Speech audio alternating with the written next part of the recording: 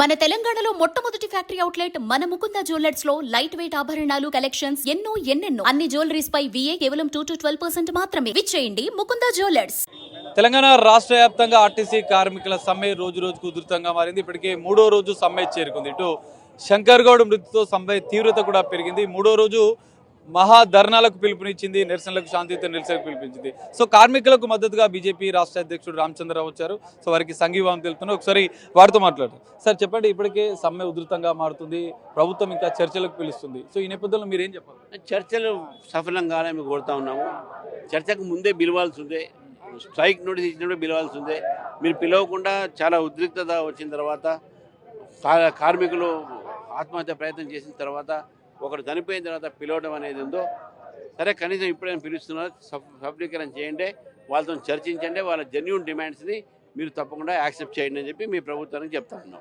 ప్రధానంగా 32 డిమాండ్లలో 3 డిమాండ్లు తప్ప మిగతా 29 డిమాండ్లకు సానుకూలంగా ప్రభుత్వం ఉందని చెప్తుంది. ఆ 3 డిమాండ్ల విషయంలో మీరేం చెప్తారు? నేను 3 డిమాండ్లు కాదు, అన్ని డిమాండ్లు కూడా ప్రభుత్వము చేయాలి. ఈ డిమాండ్ కొత్త డిమాండ్ కాదు, గత ప్రభుత్వంలో కూడా డిమాండ్స్ ఉండే, ఇప్పుడు కూడా ఆ డిమాండ్ ఉన్నది. ఈ డిమాండ్ని ఎందుకు వాళ్ళు చేయరు? ఈ డిమాండ్ గురించి మాట్లాడింది 3 డిమాండ్ మాట్లాడింది రేవంత్ రెడ్డి గారు స్వయానా ఎలక్షన్స్ మాట్లాడారు. ఎలక్షన్స్లో వాళ్ళు ఒప్పుకున్నారు, ఎలక్షన్స్ మేనిఫెస్టో పెట్టారు. పెట్టిన తర్వాత కూడా ఈ రకమైన మాట మాట్లాడితే ఎట్లా?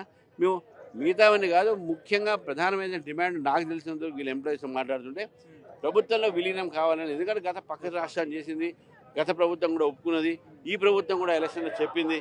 కాబట్టి దాన్ని ప్రభుత్వం విలీనం చేయండి. ఒక్కసారి విలీనం చేసిన తర్వాత 3 years బకాయిలు ఉన్నాయి, రిటైర్మెంట్ బెనిఫిట్స్ ఉన్నాయి, ఇవన్నీ ఎందుకు ఇవ్వట్లేదు?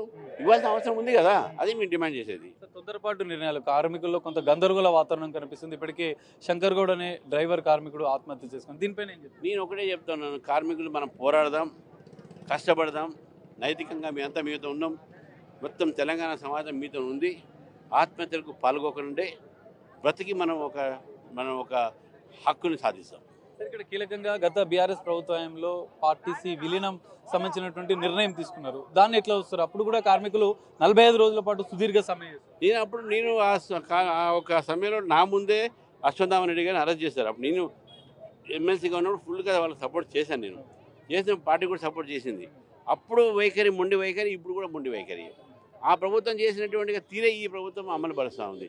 సేమ్ అదే లైన్లో వీళ్ళు పోతూ ఉన్నారు. అప్పుడు కూడా సూసైడ్ లైన్, ఇప్పుడు కూడా సూసైడ్ అవుతున్నాయి. నేను మళ్ళీ ఒకసారి కోరుతా ఉన్నాను, ప్రభుత్వం చర్చలు పెట్టండి, చర్చల్లో మీరు చర్చించండి, జెన్యూన్ డిమాండ్స్ని తప్పకుండా సాల్వ్ చేయండి, వాళ్ళ ప్రాబ్లమ్ సాల్వ్ చేయండి, వాళ్ళని రక్షించండి, ఆర్టీసీ సంస్థను రక్షించండి. ఇప్పటికే జేసీ నేతలు చర్చలకు వెళ్లారు మంత్రుల బృందంతో కలిసి. సో బీజేపీ తరఫున ఒక సూచన చేయాలంటే చర్చల సందర్భంగా ప్రభుత్వానికి ఏం చెప్తారు? ప్రభుత్వం ఏం చెప్తారంటే మొండి వైఖరి చేయకుండా సానుభూతి పరంగా ఒక కార్మికుల ఒక డిమాండ్ని మీరు చర్చించి వారి యొక్క డిమాండ్స్ని యాక్సెప్ట్ చేయండి అని చెప్పేసి నేను కోరుతా ఉన్నాను. సో ఇది ప్రభుత్వానికి బీజేపీ తరఫున ఒక సూచన చేస్తున్నారు. చర్చలు జరుగుతున్న సందర్భంగా ప్రభుత్వం సానుకూలంగా కార్మికుల డిమాండ్లను పరిష్కరించాలని కూడా బీజేపీ రాష్ట్ర అధ్యక్షుడు రామచంద్రరావు కోరుతున్నారు. కార్మికులు ఎవరు అధైర్యపడవద్దు, తొందరపాటు నిర్ణయాలు తీసుకోవద్దు, ఖచ్చితంగా మేము సమాజం అందరికీ కార్మికులకు అండగా ఉంటామంటే బీజేపీ రాష్ట్ర అధ్యక్షుడు రామచంద్రరావు చెప్తున్న పరిస్థితి. కెమెరామెన్ నరసింహతో కలిసి సాగర్, బిగ్ టీవీ, హైదరాబాద్.